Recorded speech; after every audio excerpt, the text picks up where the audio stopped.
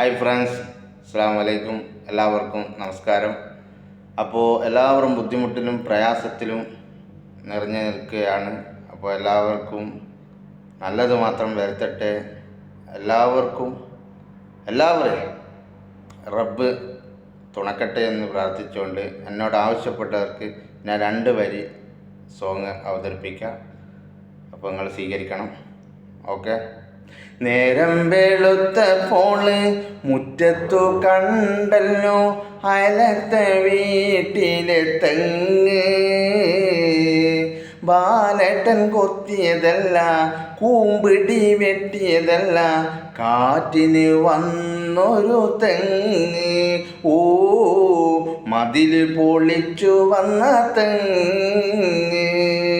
നേരം വെളുത്തപ്പോൾ മുറ്റത്തു കണ്ടല്ലോ അയലത്തെ